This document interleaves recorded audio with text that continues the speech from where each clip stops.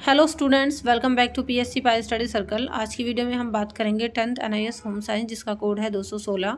उसके most important question and answers की, जो कि एग्जाम के पॉइंट ऑफ व्यू से काफ़ी इंपॉर्टेंट हैं। तो आप before the exam in question answers को प्रिपेयर ज़रूर करके जाना। चाहे आपको अप्रैल सेशन में एग्जाम देने हो या फिर अक्टूबर में, दोनों ही सेशन के बच्चे इन क्वेश्चन आंसर्स को प्रिपेयर करके जाएँ, क्योंकि एक्सपर्ट टीचर्स के थ्रू हमने आपके लिए तैयार करवाए हैं और इसके अलावा ये मल्टीपल टाइम रिपीटेड क्वेश्चन हैं। So let's get started. अगर आप चैनल पर न्यू हैं, अभी तक सब्सक्राइब नहीं किया है, तो आप सबसे पहले चैनल को सब्सक्राइब करके बेल आइकन को प्रेस कर लें, सो दैट आपको एनआईएस बोर्ड के सारी latest updates, informative videos and syllabus regarding videos easily मिलती रहें। एंड हाँ, वीडियो को लाइक और ज़्यादा से ज़्यादा शेयर करें। होम साइंस का कंप्लीट सिलेबस हमने अपने चैनल पर करवाया हुआ है, चैप्टर वाइज आपके नोट्स बनवाए हुए हैं। आप कंप्लीट सिलेबस की स्टडी के लिए डिस्क्रिप्शन बॉक्स में जाकर के प्लेलिस्ट को चेकआउट कर लीजिए, वहाँ से आप अपने चैप्टर वाइज नोट्स बना सकते हैं। So now let's see our first question, जो कि एग्जाम के पॉइंट ऑफ व्यू से इंपॉर्टेंट है कि आप कैसे ज्ञात करेंगे कि किसी शिशु की हड्डियों का विकास उचित तरीकों से हो रहा है। कैसे आप चेक करोगे, बताओ। ठीक है, हड्डियों के विकास के बारे में है। देखो, हड्डियों के विकास में हड्डियों के आकार में वृद्धि और उनकी संरचना में परिवर्तन शामिल है। अगर हड्डियों का विकास होना है किसी शिशु में, तो उससे क्या होगा कि हड्डियों के आकार में वृद्धि होनी चाहिए और उसकी संरचना में परिवर्तन होना चाहिए। अस्थि विकास या हड्डियों के सुदृढ़ होने की जो प्रक्रिया है, वो मुख्य रूप से बाल्यावस्था में होती है। बाल्यावस्था में क्या होता है, बच्चों की जो हड्डियां होती हैं उनका तेज़ गति से विकास होता है और वो सुदृढ़ हो जाती हैं। शिशुओं की जो हड्डियां हैं उनको आसानी से विकृत किया जा सकता है। आसानी से मतलब वो बहुत ज़्यादा नरम और मुलायम सी होती है ना बच्चों की हड्डियाँ, तो उनको उनमें विकृति यानी अगर कोई खराबी आनी होती है तो वो बहुत ईजी तरीके से आ जाती है। बच्चों को आपने देखा भी होगा, जो ज़्यादा छोटे बच्चे हैं उनकी अगर हड्डी रिलेटेड कोई चोट लग जाए तो वो जल्दी से ठीक भी नहीं होती, क्योंकि उनकी जो हड्डियां हैं वो बहुत ही सॉफ्ट होती हैं। उदाहरण के लिए, सिर का आकार सपाट हो सकता है यदि शिशु अधिकतर समय अपनी पीठ के बल लेटा रहता है, या उसकी छाती सपाट हो सकती है ना, अगर वो पेट के बल लेटा रहता है। आपने बहुत सारे इस तरीके के न्यूबॉर्न बेबीज़ देखे होंगे, वो जो 2-4 महीने के होते हैं या बहुत छोटे होते हैं, कि अगर उनको लगातार उनके सिर के बल लेटा करके रखते हैं तो सिर जो है उनका वहाँ से सपाट सा हो जाता है, और ऐसे ही पीठ के बल अगर वो लेटे रहते हैं तो उनकी छाती उससे सपाट हो सकती है। ठीक है, इस तरीके से सलाह दी जाती है कि हर 2 से 3 घंटों में शिशु की स्थिति को परिवर्तन जो है कर दिया जाना चाहिए। मतलब एक ही करवट से या एक ही अगर सिर के बल से अगर आप उनको लिटा रहे हो, तो उसमें 2-3 घंटे के बाद छोटे बच्चों को चेंज कर देना चाहिए, उसकी करवट बदल देनी चाहिए। या फिर अगर सिर के बल आप उसको लिटा रहे हो तो थोड़ा इधर उधर उसको कर देना चाहिए, क्योंकि इस एज में बच्चों की जो हड्डियां होती हैं बहुत ही नरम होती हैं, तो वो सपाट हो जाने का डर रहता है। चलिए, तो ये हमने देखा है कि शिशु की हड्डियों का विकास उचित तरीकों से हो रहा है या नहीं, हम ऐसे ज्ञात करेंगे। बढ़ लेते हैं नेक्स्ट क्वेश्चन की तरफ कि कार्य सरलीकरण करने के विभिन्न तरीकों की सूची बनाइए। कार्य सरलीकरण का मतलब काम को इजी करना। ठीक है, दिन के दौरान हम सभी विभिन्न प्रकार के कार्य करते हैं। आपको पता है, हम जब हमारा दिन शुरू होता है तो हम बहुत बहुत तरीके के काम करते हैं, जिनके लिए भिन्न भिन्न मात्रा में ऊर्जा की ज़रूरत भी होती है। जैसे कि भारी अगर काम आपको करने हैं, या दौड़ना है, जॉगिंग करना है, पोछा लगाना है, तो उसके लिए हमें ज़्यादा मात्रा में ऊर्जा की ज़रूरत होती है। और अगर नॉर्मल काम करने हैं, जैसे कि झाड़ू लगाना, कपड़ों पे इस्त्री करना या भोजन पकाना, तो इनमें एक मीडियम टाइप की एनर्जी की ज़रूरत होती है ना। और जो बहुत ही छोटी छोटी एक्टिविटीज़ हैं, लाइक पढ़ना, टीवी देखना, संगीत सुनना, इनके लिए बहुत कम ऊर्जा की ज़रूरत होती है। तो ये कार्य सरलीकरण के जो है तरीके की सूची है, और ये हमने देखा है कि ऊर्जा किस तरीके से हमारी खर्च होती है। नेक्स्ट क्वेश्चन की ओर बढ़ लेते हैं। घर परिवार के लिए किस तरीके से सुरक्षात्मक कार्य करता है। मतलब घर हमारे परिवार के लिए किस प्रकार सुरक्षा प्रदान करने का काम करता है। आपको पता है, हम सभी घरों में रहते हैं, नॉर्मली ज़्यादातर लोग घरों में रहते हैं। बहुत से लोग ऐसे भी होते हैं जिनका घर नहीं होता, तो वो लोग बेचारे बहुत परेशान रहते हैं। तो घर हमारी सुरक्षा किस तरीके से करता है, जिनके पास घर नहीं है वो बेचारे बहुत रिलेट कर पाते हैं इस चीज़ से कि भाई हाँ, कैसे, जैसे कि बहुत से लोग सड़कों पे पड़े रहते हैं, जो बेघर होते हैं बिल्कुल, तो उनको कहीं ना कहीं सुरक्षा की कमी महसूस होती है, खटकती रहती है। तो घर का जो काम है वो जो है ना, हमें सुरक्षा प्रदान करना भी होता है। छत की 4 दीवारों को ऊंचा करने तथा बच्चों के ऊपर बड़ों के द्वारा निगरानी रखकर इसे रोका जा सकता है। इसलिए हमें अपने घरों को दुर्घटना रोधी बनाने की ज़रूरत होती है, ताकि दुर्घटनाओं से बचा जा सके। ठीक है, जो घातक भी हो सकती है, और व्यक्ति को अस्थायी रूप से अपंग भी बना सकती है अगर कोई घटना हो जाए उसके साथ। दुर्घटनाएं मनुष्य मनोवैज्ञानिक, सामाजिक और ज्ञानात्मक विकास को प्रभावित करती हैं। तो ये जो दुर्घटनाएं हैं, अगर हम घर पर रहते हैं तो उनके चांसेस कम रहते हैं ऐसी दुर्घटना होने के, क्योंकि घर पर हम सुरक्षित वातावरण का निर्माण करके अत्यधिक चोटों से बच सकते हैं। और इसके अलावा जो है घर में जो है हम सुरक्षित रहते हैं, और जो होने वाली बहुत सारी दुर्घटनाएं होती हैं या चोट होती हैं उनका भी थोड़ा डर कम रहता है। ठीक है, तो घर हमें सुरक्षा प्रदान करने का काम करता है। अगर ये पीडीएफ आपको चाहिए तो टेलीग्राम से आपको मिल जाएगी। टेलीग्राम चैनल को ज्वाइन कर लो, उसका लिंक मैं नीचे डिस्क्रिप्शन बॉक्स में दे दूंगी, वहाँ से आप इसकी पीडीएफ को इजीली ले सकते हैं। एंड अगर आपको किसी भी सब्जेक्ट के सॉल्व असाइनमेंट या सॉल्व प्रैक्टिकल चाहिए तो हमारा नंबर है 7303838500। इस नंबर से कॉन्टैक्ट करके आप हमसे सॉल्व असाइनमेंट या प्रैक्टिकल्स के पीडीएफ फाइल ले सकते हैं, या फिर आप हमारे ऐप पर जाइए। ऐप का नाम है PSC बाय स्टडी सर्कल, जिसका लिंक डिस्क्रिप्शन बॉक्स में भी है। वहाँ पर भी आपको ऑल सब्जेक्ट के सॉल्व असाइनमेंट एंड प्रैक्टिकल मिल जाते हैं। बाकी वीडियोस भी हैं, वीडियोस के लिंक डिस्क्रिप्शन बॉक्स में दिए गए हैं। नेक्स्ट क्वेश्चन की ओर बढ़ लेते हैं। वीडियो अच्छी लग रही हो तो लाइक और शेयर जरूर कर देना। नेक्स्ट क्वेश्चन है, आग लगने की अवस्था में किसी भी व्यक्ति को कौन सी 4 चीज़ें करनी चाहिए। मतलब आग लग गई है घर में या कहीं पर भी जहाँ पर आप हो, तो आग लगने के टाइम पर ऐसी कौन सी 4 चीज़ें हैं जो इंसान को करनी चाहिए। पहली चीज़ तो देखो ये है कि रेत या पानी से, ये गानी नहीं है पानी है, रेत या पानी से आग बुझाने का प्रयास करें। बिजली के कारण लगी आग पर पानी बिल्कुल ना डालें। ठीक है, अगर बिजली की वजह से आग लगी है तो ऐसे नहीं कि आप उसमें पानी डालो, आप खुद करंट की चपेट में आ जाओगे वरना। नेक्स्ट है कि यदि आपके कपड़ों पर आग लग गई हो तो दौड़ो मत, क्योंकि दौड़ने से क्या होगा, आग और बढ़ जाती है, क्योंकि दौड़ने से हवा लगती है इंसान को। थर्ड है कि आपके कपड़ों पर लगी आग को बुझाने के लिए फर्श पर लुढ़कने दें। अगर आपके कपड़ों पर आग लग गई है तो आप फर्श पर लेटकर लुढ़कें या फिर इस तरीके से कुछ गतिविधियां करें जिससे कि आपकी आग बुझ जाए। और अगर संभव हो तो अपने आप को ऊनी कंबल में लपेटकर फर्श पर रोल करें। इसके अलावा अपने चेहरे पर गीला कपड़ा बांध लें या आग लगे स्थान से निकलने के लिए रेंगते हुए बाहर निकलें।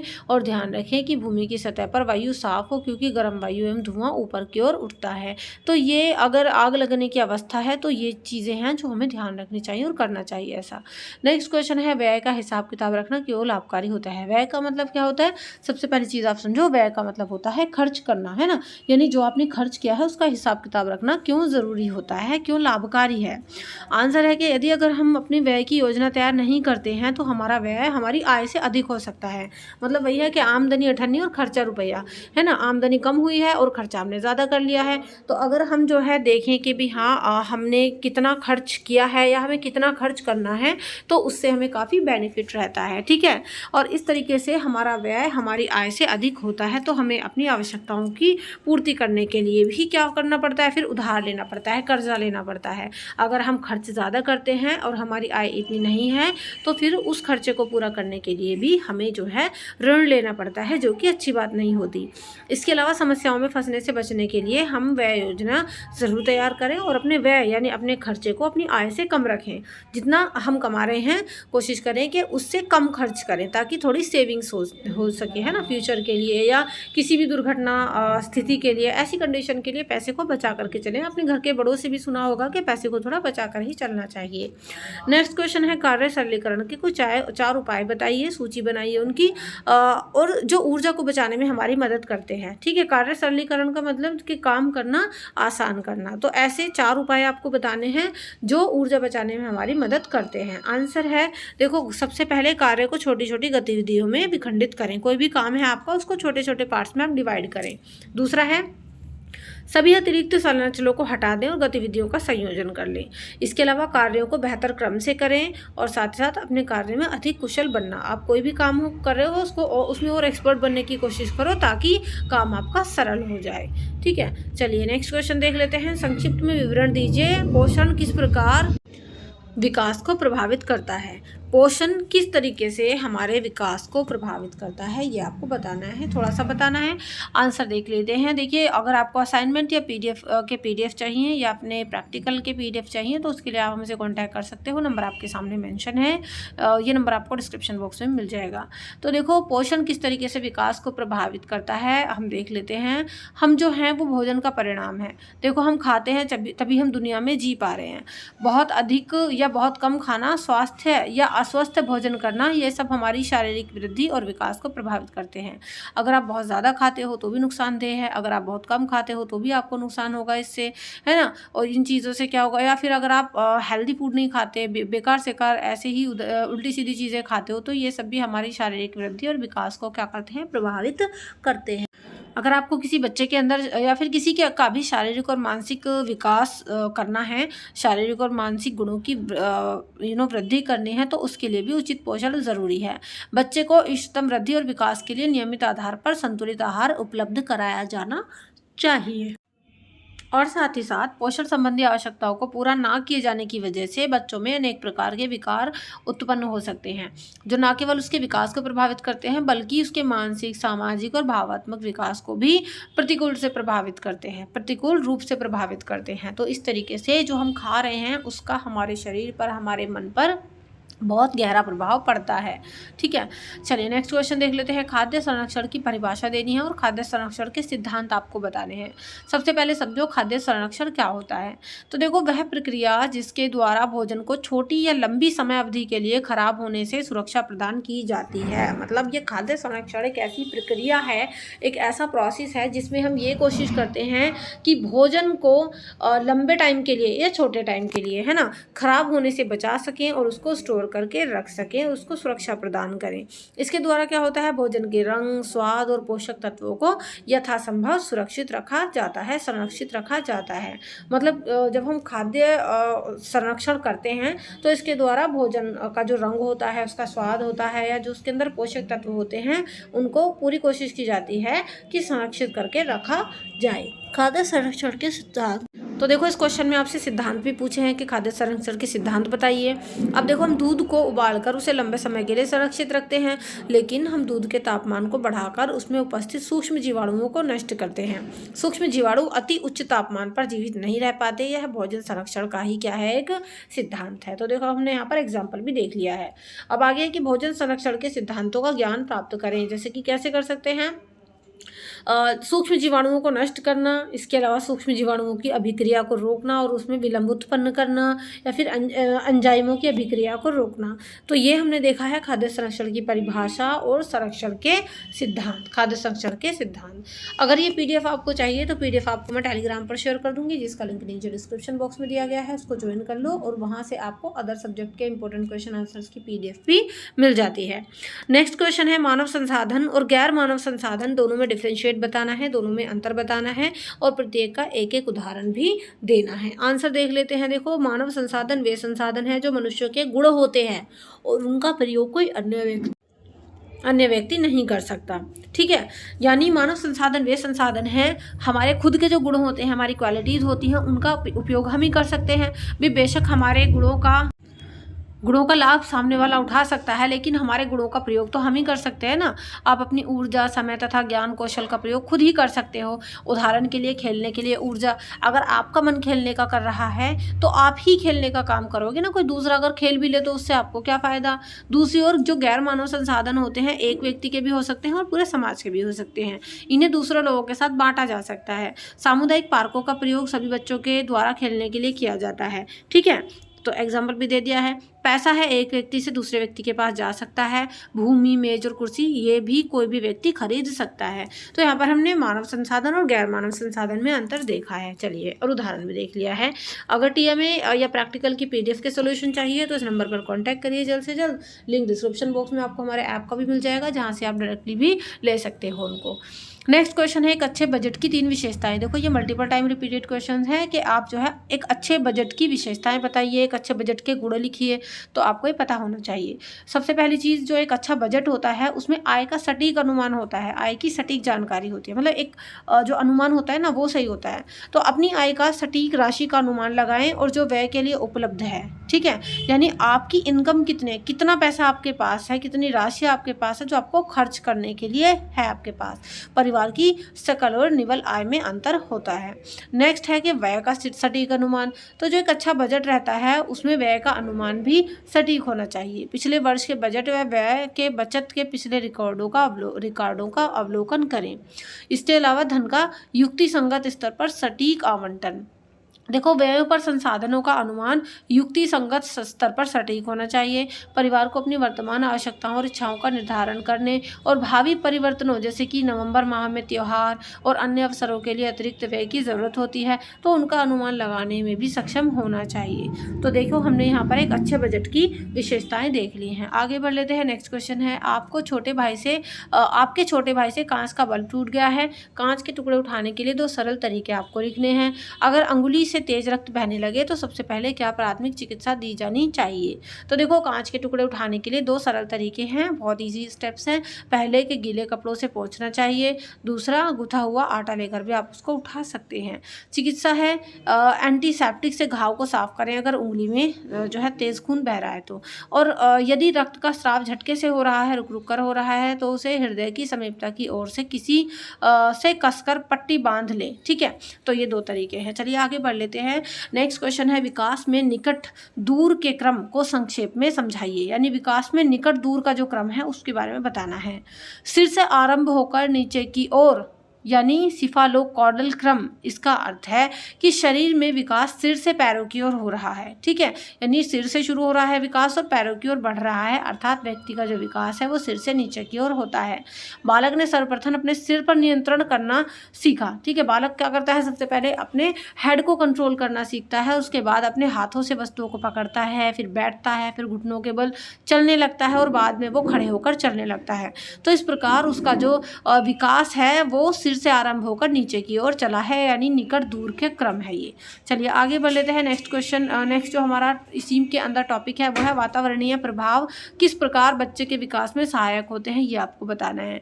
तो देखो, प्रेरक वातावरण बच्चे के आनुवंशिक गुणों को विकसित करने में सहायक होता है। उदाहरण के लिए शिशु के साथ बात करने और उसे प्री स्कूल की कहानी पुस्तकों में चित्रों को दिखाकर उसमें शब्दों को सीखने की रुचि और पढ़ने की इच्छा को प्रोत्साहित किया जा सकता है। प्रेरक जो वातावरण होता है वो बच्चों अच्छे शारीरिक और मानसिक विकास में सहायक होता है। यानी बच्चे को ऐसा एटमॉस्फेयर देना जिसमें बच्चा खुशी से रह सके, पढ़ सके, खेल सके, कूद सके और सीख सके नई नई चीज़ों को। इससे बच्चे का शारीरिक और मानसिक विकास होता है, सहायक होता है। ठीक है, चलिए आगे है आपका, जबकि जो गैर प्रेरक वातावरण है उसकी वजह से बच्चे का विकास उसकी क्षमताओं से कम होता है। ये एक महत्वपूर्ण कारण है जिसका बच्चा अपनी क्षमताओं को प्राप्त नहीं कर पाता। आगे बढ़ लेते हैं। नेक्स्ट क्वेश्चन है, कोलेस्ट्रम शिशु के लिए अति आवश्यक है। इस मत की पुष्टि 2 कारणों सहित कीजिए। देखो, शिशु को जन्म के पश्चात पहले घंटे से ही माँ का दूध पिलाना सर्वोत्तम होता है। माँ का दूध प्रत्येक शिशु या बालक या शिशु बालिका का अधिकार है ना। बच्चे का जो नवजात बच्चा है उसका जो पहला अधिकार है वो है उसकी माँ का दूध। ठीक है, माँ के दूध में पहले कुछ दिन कोलेस्ट्रोम नामक पीला तरल आता है। आपने जो है सुना भी होगा, हो सकता है कि जो न्यूली मॉम होती हैं, बिल्कुल नई नई मॉम होती हैं, तो स्टार्टिंग में जब वो बेबी को फीड कराती हैं तो उनका जो मिल्क होता है ब्रेस्ट फीडिंग टाइम, उसका जो कलर होता है वो थोड़ा येलो होता है, जो देखने में काफ़ी भद्दा सा लगता है। यह कोलेस्ट्रम शिशु के स्वास्थ्य के लिए बहुत ही महत्वपूर्ण माना जाता है। लेकिन डॉक्टर्स का मानना है, एक्सपर्ट्स का मानना है कि ये बच्चे के लिए बहुत ही महत्वपूर्ण है। कई बार माँ को यह लगता है कि यह पीला द्रव्य शिशु के लिए अच्छा नहीं है और वो बच्चे को इसको नहीं पिलाती। इस प्रकार वह बच्चे को बहुत से एंटीबॉडीज से वंचित रखती है जो शिशु के संक्रमणों से बचाने में सहायक होते हैं। इस द्रव्य में व्यापक मात्रा में प्रोटीन भी होते हैं। पहले 6 महीनों में शिशु के लिए केवल माँ का दूध ही सर्वोत्तम आहार है। अतः 4 माह के बाद शिशु को माँ के दूध के अलावा अन्य जो दूसरे अनुपूरक आहार हैं वो भी दिए जा सकते हैं। लेकिन 4 से 6 माह तक तो बच्चे के लिए केवल और केवल माँ का दूध ही बहुत ही ज़्यादा महत्वपूर्ण माना जाता है। उसके बाद आप हल्का फुल्का कुछ और देना बच्चे को शुरू कर सकते हो। नेक्स्ट क्वेश्चन है हमारा, प्रोटीन ऊर्जा कुपोषण क्या है। काशियोकर व मरास्म सूखा रोग में अंतर आपको बताना है। प्रोटीन ऊर्जा कुपोषण क्या होता है। भोजन में लंबे समय तक प्रोटीन की अनुपस्थिति की वजह से प्रोटीन ऊर्जा कुपोषण नामक रोग पैदा हो जाता है। अगर लंबे टाइम तक आप भोजन में प्रोटीन को ऐड ही ना करो, प्रोटीन खाना खाओ ही ना आप किसी तरीके से, तो उसकी वजह से प्रोटीन ऊर्जा कुपोषण नाम का जो रोग है वो हो जाता है। यह रोग सामान्यतः 5 वर्ष से कम आयु के बच्चों में होता है। हमारे देश में रोग गरीब और सुविधा विहीन समुदाय के बच्चों में बहुत ज़्यादा देखा जाता है। जब बच्चे इस रोग से पीड़ित होते हैं तो उनके शरीर में रोगों से लड़ने की क्षमता कम हो जाती है, जिससे वो जल्दी बीमार हो जाते हैं। उन्हें दस्त और अन्य संक्रमणों के होने का खतरा भी बढ़ जाता है। चलिए, टीएमए और प्रैक्टिकल के असाइनमेंट्स के लिए आप नंबर पे कांटेक्ट कर सकते हैं, नंबर हमारा गिवन है।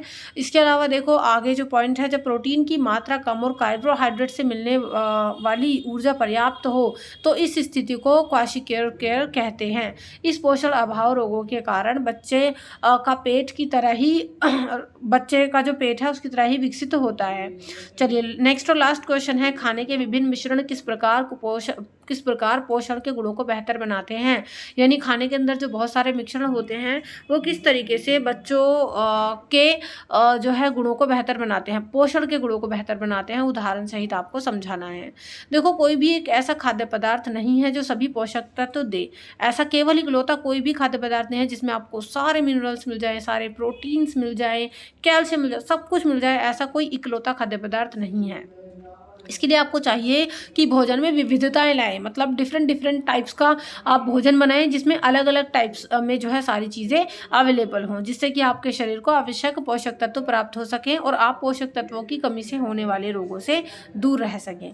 तो ये मैंने 15 मोस्ट इंपॉर्टेंट क्वेश्चन आंसर्स आपके साथ डिस्कस किए हैं। आई होप आपको ये समझ में आए होंगे और इन क्वेश्चन आंसर्स को एग्जाम के पॉइंट ऑफ व्यू को ध्यान में रखकर ही इनको प्रिपेयर किया गया है, तो इसलिए आप इनको ज़रूर से प्रिपेयर करके जाएँ।